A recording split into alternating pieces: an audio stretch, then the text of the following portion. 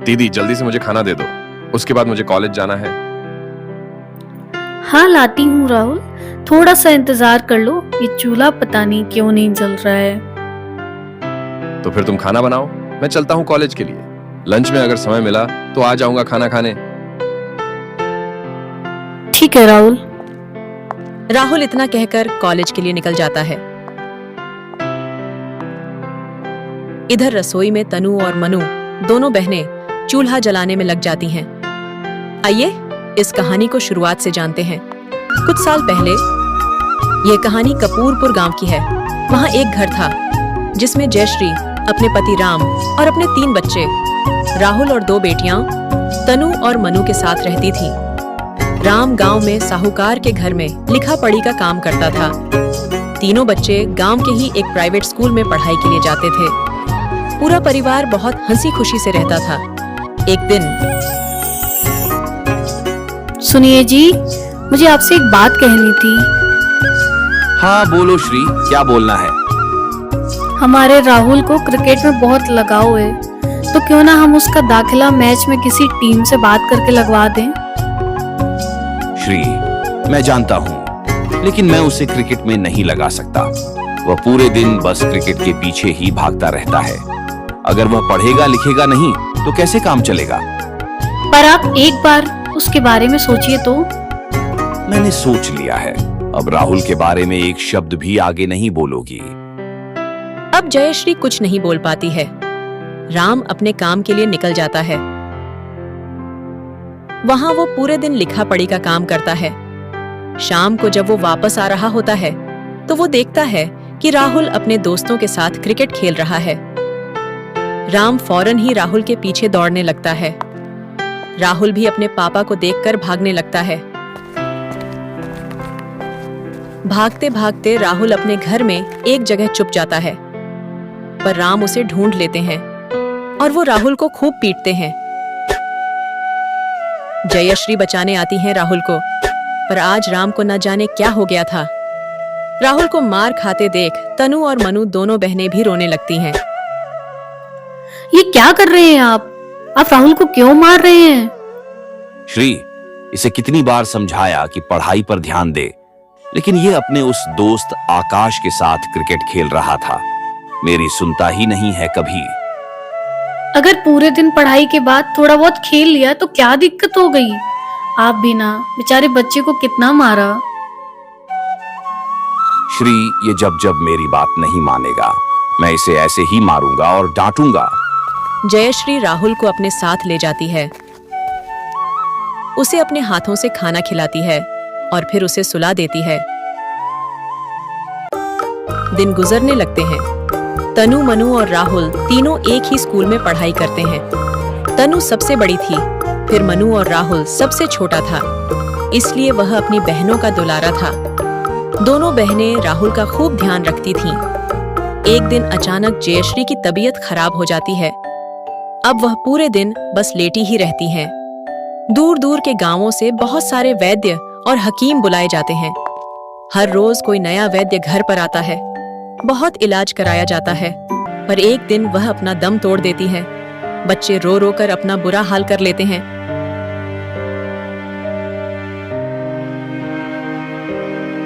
दीदी, मम्मी कहाँ चली गई? तनु, रोते नहीं, मम्मी हमारे साथ ही हैं। मम्मी आप मुझे छोड़ के क्यों चली गई? आपके अलावा तो मुझसे कोई प्यार ही नहीं करता। श्री, ये 3 बच्चों को मेरे भरोसे छोड़कर तुम कहाँ चली गई? मैं कैसे क्या करूंगा? कुछ तो बोलो श्री। सब लोग बहुत रोते हैं। फिर जैसे तैसे हिम्मत करके राम जयश्री का क्रियाकर्म करता है। समय गुजरता है। अब तनु और मनु दोनों सुबह जल्दी उठकर खाना बनाती हैं और फिर वे अपने स्कूल जाती हैं। राहुल तो जैसे टूट ही गया था। वह अब क्रिकेट भी खेलने नहीं जाता है, क्योंकि अब अगर वह खेलने गया तो पापा उसे बहुत मारेंगे और अब तो कोई बचाने वाला भी नहीं है। राहुल, तुम इतना परेशान मत रहा करो। अगर मम्मी तुम्हें ऐसे देखेंगी तो वो बहुत रोएंगी। दीदी मैं क्या करूं? मुझे मम्मी की बहुत याद आती है। मम्मी की याद तो हमें भी बहुत आती है, पर मनु और तुम्हारे लिए मैं बड़ी बहन भी हूँ और मम्मी भी। दीदी आप बहुत अच्छी हो, आपके जैसी बहन तो मुझे कभी भी नहीं मिल सकती। साल बीत जाते हैं। अब तनु और मनु दोनों बड़े हो गए थे। तनु अब घर पर रहती है और कुछ बच्चों को ट्यूशन पढ़ाती है। मनु और राहुल दोनों कॉलेज जाते हैं। राम अभी भी साहूकार के यहाँ लिखा पढ़ी का काम करने जाता है। आज का दिन। मनु बेटा, मुझे भी खाना बांध दो, मैं भी निकलता हूँ। जी पापा, लाई। मनु राम को खाना देती है। राम खाना लेकर चला जाता है। मनु भी अपना और राहुल का खाना पैक करके चली जाती है। तनु उनके जाने के बाद घर में साफ सफाई करती है और बच्चों को पढ़ाती है। शाम को जब मनु वापस आ रही होती है तो वह देखती है कि राहुल फिर से क्रिकेट खेल रहा है। मनु उसके पास जाती है। राहुल, तुम फिर से क्रिकेट खेलने लगी। पापा ने मना किया है, फिर भी मम्मी के जाने के बाद से तुम किसी की सुनते ही नहीं हो। दीदी, मैं बस अभी आया हूँ खेलने, आप पापा को मत बताना। ठीक है, नहीं बताऊंगी, पर अभी चलो साथ में। हाँ दीदी, थोड़ी देर में चलता हूँ। मनु चली जाती है। राहुल थोड़ी देर खेलने के बाद वापस आ जाता है। शाम को सब लोग खाना खाते हैं। फिर मनु चुपके से राहुल के क्रिकेट खेलने के बारे में पापा को बता देती है। मनु बेटा, मैं उसे क्रिकेट खेलने से मना इसलिए करता था क्योंकि वह फिर पढ़ाई नहीं कर पाता था। मुझे उसके खेलने से कोई ऐतराज नहीं है। जब राम मनु से ये सब बात कर रहा था तब राहुल चुपके से सुन लेता है और वह बहुत खुश हो जाता है। अब तो राहुल रोज सुबह कॉलेज जाता और उसके बाद क्रिकेट खेलता। यही चलता रहता है। समय गुजरता है। मनु और तनु दोनों बहनों की शादी हो जाती है। वे दोनों अपने अपने ससुराल में खुश रहती हैं। यहाँ राम और राहुल रह जाते हैं। अब राहुल ने अपनी पंसारी की दुकान खोल ली थी। पापा, मैंने आपके लिए खाना बना दिया है, आप दोपहर में खा लेना, मैं दुकान खोलने जा रहा हूँ। हाँ ठीक है बेटा। राम खाना लेकर निकल जाता है। रास्ते में उसे कुछ लोग मिलते हैं। वे लोग राम से कहते हैं, अरे राम भाई, जय श्री कृष्णा। साहूकार के घर जा रहे हो? अब तो आपने दोनों बेटियों की शादी कर दी है, अब तो काम वाम मत करो। अरे कृष्णपाल भाई, जय श्री कृष्णा। मैं तो जो अपनी जवानी से करता आ रहा हूँ वो तो करूंगा ही। पर अब तो राहुल भी सही कमा लेता है, अब तो काम करना छोड़ दो। नहीं भाई, मैं ये काम तब से कर रहा हूँ जब मेरी पत्नी थी, तब से इसी काम से मैंने सब कुछ कर लिया। अब तो ये काम मेरे मरने के बाद ही छूटेगा। हाँ, ये भी सही कहते हो भाई। अच्छा, एक बात बताओ, राहुल के लिए लड़की वड़की नहीं देख रहे क्या? भाई, अब तो जमाना बदल गया है। अगर राहुल को कोई लड़की पसंद होगी तो हम शादी करवा देंगे, नहीं तो हम देखते हैं। हाँ, ये तो है, पर मेरी जान पहचान में एक लड़की है, कहो तो मैं बात चलाऊं।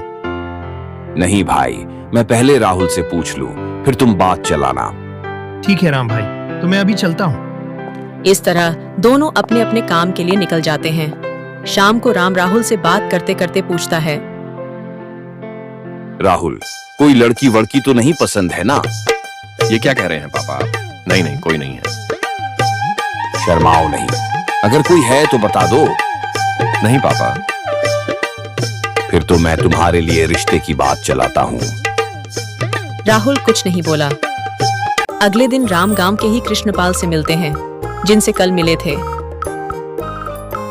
कृष्ण भाई यार, राहुल की शादी की बात चलाओ।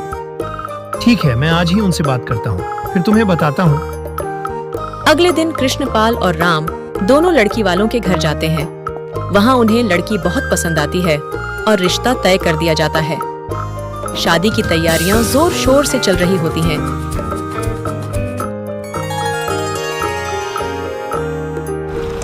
कि एक दिन राम का एक्सीडेंट हो जाता है। उन्हें अस्पताल में भर्ती कराया जाता है। वहां राहुल भी आ जाता है। राम वहां 5 दिनों तक भर्ती रहते हैं। अस्पताल में पैसा मानो पानी की तरह बह रहा था। राहुल के पास जितनी जमा पूंजी थी वह सब लग गई। उसके बाद उसने सबसे पहले अपनी दुकान बेच दी। उससे जो पैसा आया वह भी अस्पताल में लग गया। दोनों बहनों ने भी पैसे दिए। अब तो राहुल के घर तक बिकने की नौबत आ गई थी। राहुल ने घर भी बेच दिया। अस्पताल में तनु, मनु और राहुल सब अपने पापा की खूब सेवा करते हैं। फिर छठे दिन राम की हालत में थोड़ा सुधार होता है। डॉक्टर कहते हैं कि अब वह ठीक हो सकते हैं, लेकिन इलाज में समय लगेगा। अस्पताल में दिन प्रतिदिन खर्च बढ़ता जाता है। राहुल और दोनों बहनें दिन रात अपने पिता की सेवा में लगे रहते हैं, लेकिन पैसे की कमी भी बढ़ने लगती है। राहुल ने अब अपना एकमात्र घर भी बेच दिया था, लेकिन फिर भी पैसों का संकट लगातार बना रहता है। इसी बीच कृष्णपाल और उसके परिवार से शादी की बातें होती रहती हैं, लेकिन राम की तबीयत को लेकर सब चिंतित होते हैं। वे यह सोचते हैं कि कैसे इस मुश्किल समय में किसी तरह सब ठीक हो जाए। अस्पताल के बाहर हर कोई इंतजार कर रहा होता है कि राम पूरी तरह से स्वस्थ हो जाए और उनका परिवार फिर से खुशहाल हो। राहुल, हम तुम्हारे पापा को बचा नहीं सके। एक्सीडेंट में उनका काफी खून बह गया था। राहुल यह सुनने के बाद जैसे पत्थर का हो गया। उसकी आंखों में आंसू नहीं थे, लेकिन दिल में गहरा दर्द था। वह अपनी बहनों को संभालता रहा, जो पापा के जाने के गम में टूट चुकी थीं। राहुल ने कहा, पापा नहीं हैं, लेकिन मैं हूँ, मैं सब संभाल लूंगा। उसकी बातों से तनु और मनु और भी ज्यादा भावुक हो गईं और फूट फूट कर रोने लगीं। राम का अंतिम संस्कार पूरे रीति रिवाज के साथ कर दिया गया, लेकिन उसके बाद एक सवाल सबके सामने खड़ा था। अब राहुल कहाँ रहेगा? दोनों बहनों ने कहा, राहुल, तुम हमारे पास रहो। पर राहुल ने मना कर दिया। उसने दृढ़ता से कहा, मैं किराए पर घर लेकर रह लूंगा, आप दोनों अपनी जिम्मेदारियों में खुश रहो। राहुल ने किराए का एक छोटा सा घर ढूंढ लिया और वहीं रहने लगा। बहनें अपने अपने घर लौट गईं, लेकिन उन्हें राहुल की चिंता सताती रही। पहले जो राहुल सुबह उठकर अपनी दुकान पर जाता था, अब उसका दिन खाली और सूना हो गया था। न तो दुकान थी और न ही कोई काम। वह दिन भर यूं ही इधर उधर घूमता रहता, शाम को घर लौटता और चुपचाप सो जाता। न किसी से बात करता, न कुछ खाता। एक दिन यूं ही बेमकसद भटकते हुए राहुल का सामना उसके पुराने दोस्त आकाश से हो गया। ये क्या हाल बना रखा है तूने अपना? जो राहुल क्रिकेट खेलता था, वो राहुल कहाँ गया? राहुल ने आकाश की बात सुनी पर कुछ नहीं बोला। अरे बोल भाई, कुछ तो बोल। देख, अंकल के जाने का मुझे भी दुख है, पर उन्हें वापस तो नहीं ला सकते ना। इतना सुनने के बाद राहुल फूट फूट कर रोने लगा। अब राहुल ने आकाश को बताया कि अब वो क्या करे। उसके पास अब कुछ भी नहीं बचा है। भाई, तू परेशान मत हो, मैं हूं ना। मेरे बड़े भाई की गांव के बाहर दुकान है, अगर तू वहां काम कर पाए तो। भाई, मैं काम कर लूंगा, मुझे बस एक मौका चाहिए। मैं पूरी मेहनत और ईमानदारी से काम करूंगा, बस तू मेरी मदद कर दे। अब राहुल आकाश के बड़े भाई के यहाँ काम करने लगता है। आकाश के भाई की दुकान गांव के बाहर थी, जहां रोजाना काफी लोग जरूरत का सामान खरीदने आते थे। राहुल सुबह जल्दी उठता, नहा धोकर तैयार होता और दुकान पर काम करने निकल जाता। दुकान पर वह ग्राहकों से अच्छे से व्यवहार करता और अपने काम में पूरा मन लगाता। धीरे धीरे उसकी मेहनत रंग लाने लगी। आकाश के भाई ने भी राहुल की ईमानदारी और मेहनत को देखकर उसकी तारीफ करनी शुरू कर दी। उधर जो लड़की राहुल के लिए पसंद की गई थी, वह कहीं और शादी करने को तैयार ही नहीं थी। उसका नाम नेहा था। नेहा का कहना था, जब राहुल को पसंद किया गया था, तब उसके पास सब कुछ था।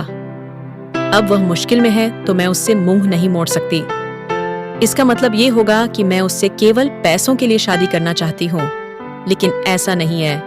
मुझे राहुल पसंद है और मैं उसी से शादी करूंगी।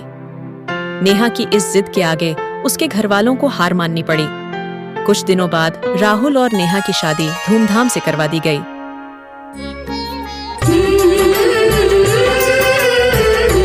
रोज सुबह राहुल जल्दी उठता और दुकान के लिए निकल जाता। नेहा उसके जाने के बाद पूरे घर की साफ सफाई करती। इसके बाद वह सिलाई का काम शुरू कर देती।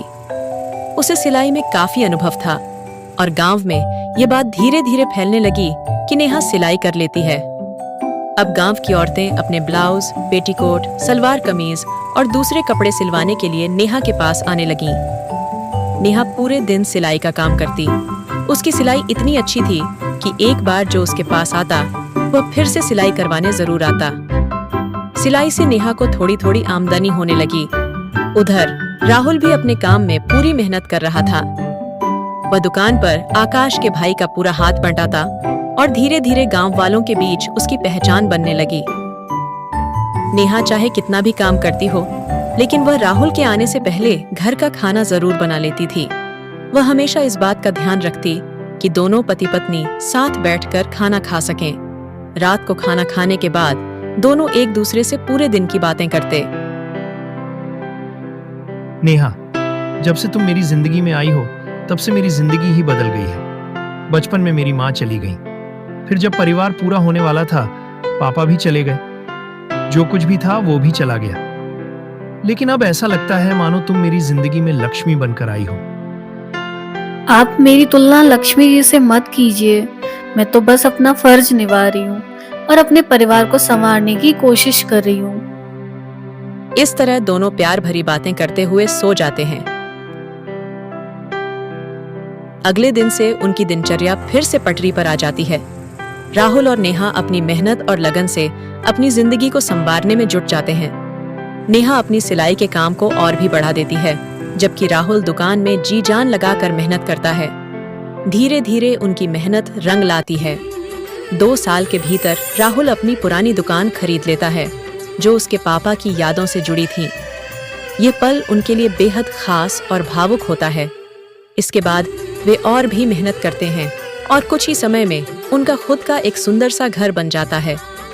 उस घर में दोनों पति पत्नी खुशी खुशी रहने लगते हैं।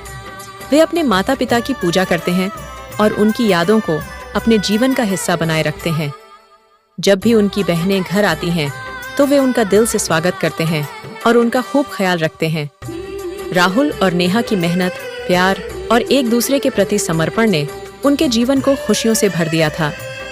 उनका घर सिर्फ ईंट पत्थरों का मकान नहीं, बल्कि प्रेम, सम्मान और यादों का एक सुंदर आशियाना बन चुका था।